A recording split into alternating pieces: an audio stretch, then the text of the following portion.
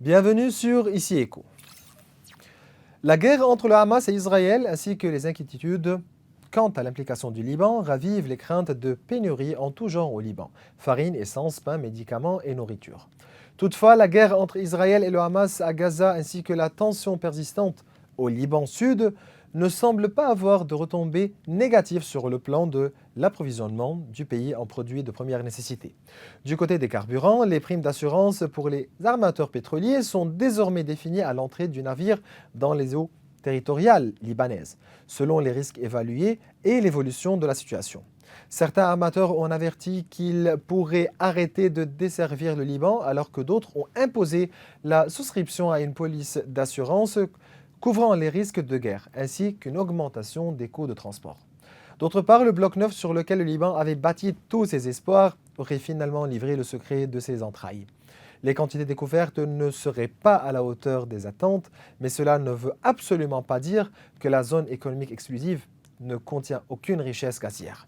Une déception d'autant plus grande que le Liban avait négocié la délimitation de ses frontières maritimes avec Israël en pariant sur les trésors cachés dans le bloc 9.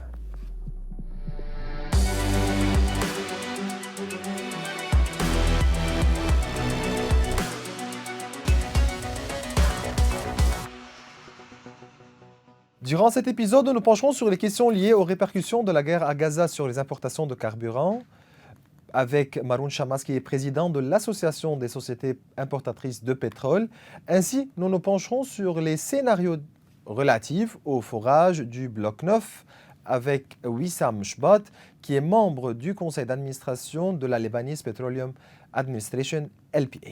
Avec qui je commence et qui nous rejoint en ligne. C'est toujours un plaisir de vous avoir avec nous, Monsieur Shbat. Merci. Donc voilà, on commence directement avec le forage sur le bloc 9. À l'emplacement foré sur le bloc 9, nous ne sommes pas tombés sur des découvertes brillantes ou des torrents de gaz, mais il existe des données positives. Quelles sont ces données positives? Et pourquoi il ne faut pas être déçu des résultats? En fait, c'est le deuxième puits qu'on fore dans la mer libanaise, après 3 ans d'avoir achevé le puits dans le bloc 4. Donc, la phase d'exploration est en cours et il faut attendre à tous les résultats. Euh, on commence avec la probabilité de succès de ce puits, qui était entre 20 à 25%. C'est des calculs mathématiques sur papier, mais on ne peut pas confirmer avant de forer. Donc ça, c'est des choses qu'il faut admettre. Quand on a commencé à forer le puits, on a eu des indications de gaz, et ça, c'est quelque chose de positif. Le puits avait deux buts.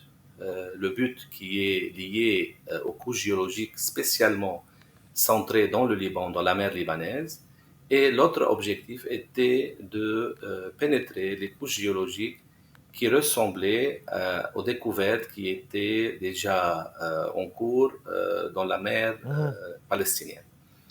Okay, donc le premier but qui était de tester les couches géologiques et stratigraphiques liées spécialement à la mer libanaise était positif en termes, on a trouvé le réservoir, on a trouvé un réservoir de bonne qualité.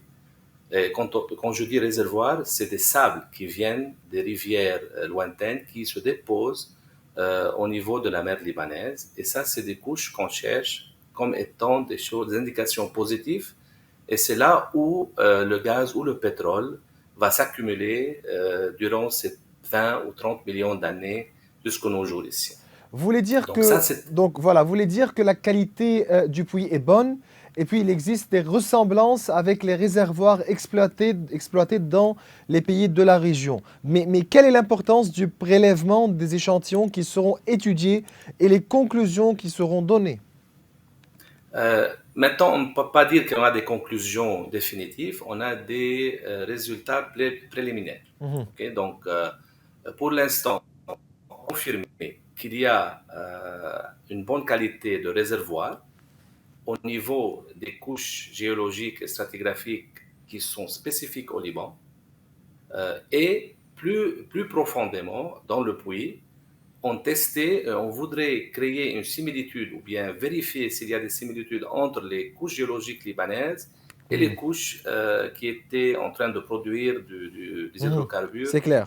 dans la mer Palestinienne. Dans les deux couches, disons, on a eu des bons résultats. Un, au niveau de réservoir dans la couche qui est spécifique au Liban, si on peut dire ça, c'est-à-dire quand je dis spécifique au Liban, ça veut dire qu'il n'y a pas des découvertes enregistrées jusqu'à maintenant dans le Méditerranée. OK? Donc ça, pour être plus spécifique et technique. Et les couches qui sont connues déjà, où il y a beaucoup de découvertes au niveau de Chypre, au niveau de la mer palestinienne, c'est les couches plus profondes qu'on a encore testées avec une très bonne qualité de réservoir.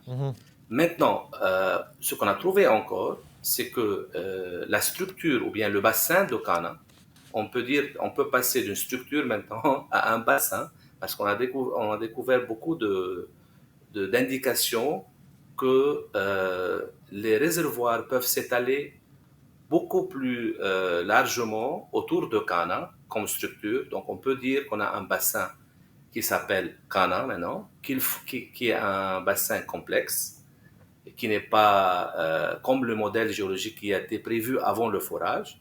Donc ça, c'est des choses, disons, positives et des informations, des clarifications c'est clair. qui vont nous aider dans le futur à mieux modeler ce bassin et essayer d'augmenter le pourcentage de succès des prochaines pluies. Très bien. Pas seulement au niveau du bloc 9, mais il y a encore beaucoup d'informations positives à propos des deux blocs 8 et 10 aussi. Et même plus, les blocs qui entourent le bloc 9, parce que c'est un système de rivières anciennes qui dépose le sable qu'on a confirmé, qui existe, et ça c'est la bonne nouvelle, Très bien. et qui va être suivi maintenant sur tout l'offshore libanais pour essayer de trouver des accumulations commerciales des hydrocarbures et mieux cibler ces accumulations. Selon les statistiques mondiales, 7 sur 8 puits forêts ne contiennent ni gisement ni quantité commerciale de pétrole et de gaz. Ainsi, le résultat négatif qui pourrait être enregistré dans le bloc 9 donc n'est pas une fin, mais fait partie du processus d'exploration.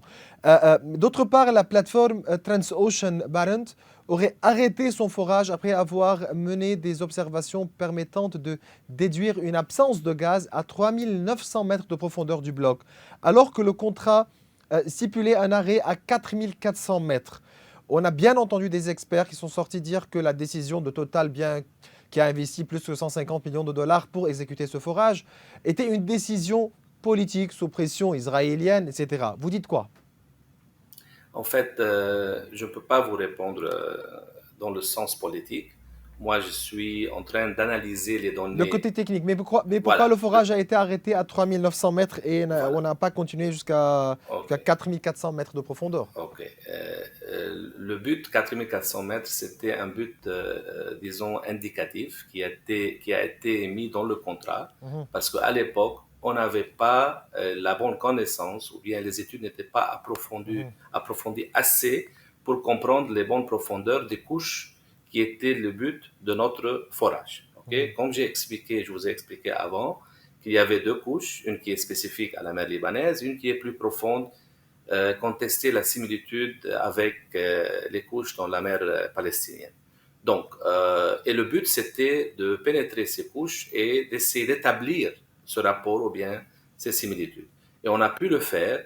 Et en fait, en termes de géologie ou bien de contenu des fluides dans les formations, on a l'eau qui est la plus basse, après on a le pétrole et après on a le gaz.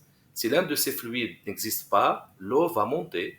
Ça, c'est la nature, ça, c'est les pressions à l'intérieur des couches de la Terre. L'eau monte. Okay? Donc, si on arrive à des couches où c'est purement de l'eau, c'est très difficile de trouver du gaz ou bien du pétrole plus bas, parce que cette région est bien connue. Il y a beaucoup de puits qui ont été forés alentour et c'est bien étudié et c'est bien connu. Donc, il n'y a plus d'intérêt à forer dans l'eau. Okay? Donc, c'est pour ça qu'ils sont arrêtés à 3900 mètres. C'est clair. Voilà, c'est pour cela la décision a été prise d'arrêter à 3900. D'autre part, le consortium Total Energies, Eni et Qatar Energy, c'est lui qui fore. Et c'est Total qui va décider de forer un nouveau puits selon le contrat signé avec l'État libanais en 2018 et selon une durée ou bien durant une phase d'exploration qui va durer 3 ans. Est-ce que Total vous a Oui, informé qu'elle a pris la décision, qu'il y a une décision qui a été prise de forer un nouveau puits? Si oui, ça serait quand? Comment les circonstances oui. régionales vont influencer cette décision? Et en ce qui concerne le forage du second puits sur le bloc 4, vous avez quelque chose à dire? Maurice, pour l'instant, c'est trop tôt. C'est À trop tôt propos de du dire qu'il second y aura puits, un à autre propos du puits et quand forage ce puits d'un... sera Oui. foré dans le bloc 9. Ah, c'est trop Parce que tôt. les données et l'analyse et les échantillonnages prises ont besoin d'un peu de temps pour analyser et, comme j'ai dit, remodeler et, les couches stratigraphiques qui ont été découvertes en Mhm, large partie des bonnes qualités de réservoir. mhm, Ok. Donc, pour l'instant, on ne prend pas la décision au niveau de Total de forer le deuxième puits mhm. avant d'avoir bien étudié ces résultats ou bien ces données et les analyser. Ok. Donc, c'est un peu prématuré de parler d'un deuxième puits. Mais en fait, si on regarde, si on cherche dans le contrat, jusqu'à mai 2025, Total a déjà complété ses obligations contractuelles, qui est de forer un puits Sur dans le le bloc 4, 9, oui, sur le 4 et sur le 9. oui. OK? Sur le 4, le délai contractuel se termine le 22 octobre, Mhm, ici 3 jours. OK? Donc, ce jour-là, le 22 octobre, si on n'a pas entendu de ses partenaires, Total Energy et ses partenaires, ça veut dire que ce bloc 4, est de nouveau sous le tutelage du gouvernement libanais et on peut de nouveau lancer des appels d'offres sur ce bloc. mhm.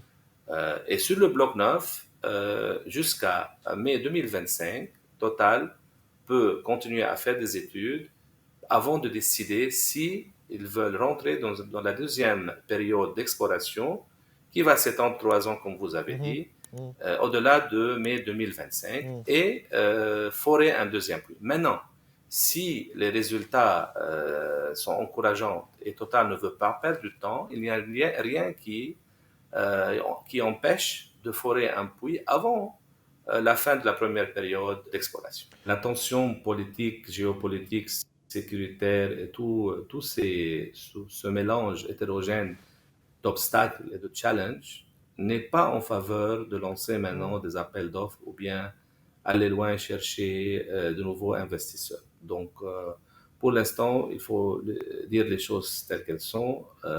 C'est pas le bon moment d'aller chercher de nouveaux investisseurs avant que la situation se calme, si elle se calme Mhm, dans le futur proche. mhm. Et en fait, au Liban maintenant, on est en train d'étudier les offres de Total Energy et ses partenaires sur les blocs 8 et C'est 10. ça. Donc, on a quelque chose à étudier entre les mains et on devrait bientôt euh, écrire notre rapport au niveau de la LPA pour le ministre et qui va être présenté au Conseil des ministres pour prendre la décision adéquate. Donc, Comme ça, on pourra mhm, continuer avec le même consortium mhm. si les offres étaient favorables et acceptables et dans le sens d'exploration dans d'autres blocs, notamment à remplacer bloc 4 et peut-être ajouter un troisième bloc Mhm. au Rappelons, portefeuille oui, d'exploration de Total et mhm. ses partenaires. Rappelons dans ce cadre que le consortium a présenté depuis octobre une offre pour l'exploration des deux blocs 8 et 10. Et donc cette envie de continuer à forer sur les blocs libanais, et on parle du bloc 8 et du bloc 10 qui sont à côté du bloc 9, ça s'explique comment? Il y avait des surprises inattendues dans le puits de bloc 9, mais ces surprises, je pense, ne vont pas empêcher la continuation des procédures pour travailler dans les blocs 8 et les blocs 10 Mhm, si les offres, je recommence, si les offres étaient convenables et acceptables. Donc, comment on peut expliquer ça? On peut expliquer qu'il y a un intérêt, il y a un genre de presque certitude peut-être qu'on va trouver dans ces blocs ou bien dans la mer libanaise des gisements gazières promettants. Donc, mhm. c'est comme ça qu'on peut euh, traduire ou bien interpréter ces résultats. La plateforme Transocean, donc, qui est l'appareil de forage, va quitter le Liban. Avez-vous plus d'informations? Est-ce qu'on s'attend à un communiqué de presse, une conférence de presse?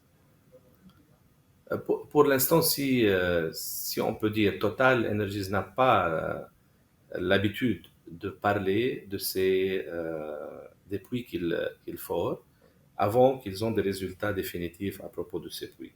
En Mhm. fait, au niveau du public libanais, bien sûr qu'on est très enthousiaste, on veut savoir, spécialement avec les fuites d'informations Et même et aussi les pour la rumeurs qui étaient transparence de associées. l'information aussi. Voilà, Donc, voilà. En fait, jusqu'à le matin de lundi passé, on avait encore du travail sur le puits, on échantillonnait des profondeurs spécifiques. Et pour l'instant, la LPA et le ministère de l'Énergie et mhm. de l'eau sont en train d'étudier préliminairement ces résultats. Et je pense que la première chose à faire, c'est d'écrire ou bien de se faire sortir un genre de communiqué de presse pour un peu expliquer exactement, techniquement, comme je vous ai dit maintenant, Oui, c'est les clair. résultats préliminaires de ce puits. Ne pas trouver de gaz dès le premier forage n'a rien d'anormal. Il faut parfois explorer plusieurs puits avant d'en trouver. Et même si les investissements sont colossaux, cela fait partie des risques du forage. Toujours est-il que c'est Total Energy qui force. C'est donc Total Energy qui doit donner les résultats et un rapport, et non pas les hommes politiques, encore moins les médias et les réseaux sociaux. Je Exactement. vous remercie, Exactement. Wissam Chbat. Vous êtes membre du conseil d'administration de la Lebanese Petroleum Administration, LPA. Merci. Merci, Maurice.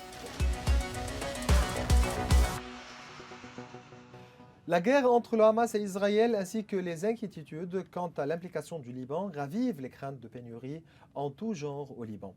Du côté des carburants, certains armateurs craignent l'envoi de navires pétroliers au Liban. Certains d'entre eux ont averti qu'ils pourraient arrêter de desservir le Liban alors que d'autres ont imposé la souscription à une police d'assurance couvrant les risques de guerre, ainsi qu'une augmentation des coûts de transport. Pour plus d'informations, j'ai le plaisir de recevoir le président de l'Association des sociétés importatrices de pétrole, Maroun Chammas. C'est un plaisir de Le vous avoir et de plaisir vous est à moi. recevoir, Merci Maurice. Monsieur Bonjour. Chammas. Donc, est-ce qu'il faut craindre une pénurie de carburant et qu'est-ce qui se passe? Non, pour l'instant, il ne faut pas craindre une pénurie de carburant. Nous avons des stocks en ce qui concerne l'essence ou le diesel pour une douzaine de jours, en 12 et 15 jours. Et donc, tant que les navires arrivent à Beyrouth, les tankers de pétrole arrivent à Beyrouth, il n'y a rien à craindre pour l'instant. Expliquez-moi qu'est-ce qui s'est passé. Alors, ce qui s'est passé, c'est que quand il y a eu les événements de guerre opérationnelle, c'est-à-dire ce qui se passe dans tout ce qui s'appelle opération militaire, les amateurs ont craint, ce qui est très normal, d'envoyer leurs navires au Liban. Et donc, une grande Donc, avec partie tout ce qui se d'entre eux... passe au sud du Liban et à Gaza. Évidemment, enfin, D'accord. parce que toute la région, ils craignent que la région s'embrase, ils craignent qu'il y ait des problèmes, que le conflit fasse Ça, tache d'huile. c'est normal, ça se passe comme ça partout au monde. Évidemment, évidemment. Donc, pour l'instant, les navires continuent à venir. Une grande partie d'armateurs, de propriétaires de tankers ont décidé de ne pas venir au Liban.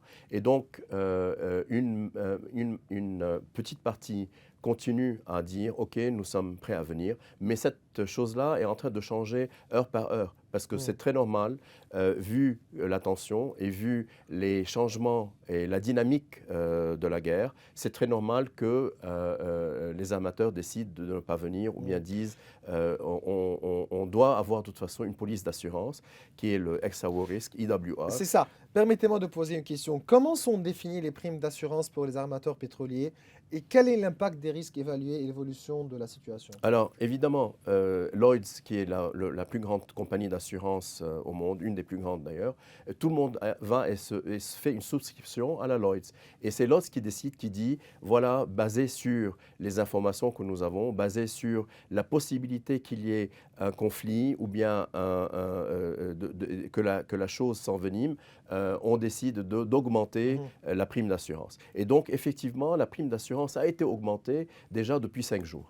Okay? Et donc, la prime d'assurance, elle n'est définie que lorsque le navire entre dans les eaux territoriales C'est ça. libanaises. Pourquoi? Parce qu'aujourd'hui, on peut avoir une situation, demain, cette situation peut changer. Mais en attendant, le navire a déjà chargé.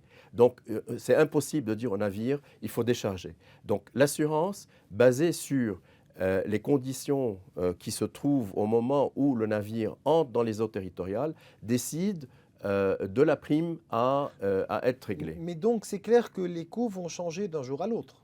Les coûts ont déjà changé. Bah, mais donc, cela va entraîner une augmentation du prix de la tonne. Le prix de la tonne a déjà, on a eu une indication. Ce qui s'est passé, c'est que durant la dernière semaine, il n'y a eu qu'un seul navire qui est venu. Et donc, on n'a pas senti encore cet effet, on n'a pas senti, si tu veux, le fait que les importateurs sont en train de lever le ton, parce que jusqu'à maintenant, on est en train de puiser dans les stocks qui sont là et les stocks qui avaient été déjà achetés avant le début du conflit. Mais déjà, on a reçu un navire la semaine passée. L'assurance a été augmentée. Ils ont pris 1,5% sur le prix du hull, c'est-à-dire du tanker en soi, et hull and machinery, qui s'élève au-delà de 275 000 $. Maintenant, ça, c'est la première assurance. Il y a d'autres assurances qui vont venir. Donc, l'assurance sur le produit et l'assurance aussi sur l'augmentation du prix du fret. Donc, on pense qu'il y aura une enveloppe totale de l'ordre de 40 $ par tonne, ce qui signifie que c'est 70 cents sur l'essence et 80 cents sur le diesel. Pour les 20 litres, pour les 20 litres d'essence. Combien de navires arrivent normalement à Beyrouth? Alors, on a par an une consommation d'1 700 000 tonnes d'essence à peu près et de 2 200 000 tonnes de diesel. Donc, en tout et pour tout, 4 millions de tonnes. Je parle ça du secteur privé. Je ne parle pas de l'électricité, je ne parle pas d'autres choses. Les 4 millions de tonnes à raison de 30 000 tonnes par navire, on est en train de voir à peu près 120 bateaux. Mais jusqu'à maintenant, on est bien. Jusqu'à maintenant, on est bien. On va commencer à sentir ça à partir de demain. Ah. Oui, à partir de demain, parce que demain il y a une augmentation. Demain, on est en train de filmer donc, notre épisode qui sera à partir de vendredi, diffusé vendredi. À partir de vendredi, parce qu'il y aura un second navire qui va venir.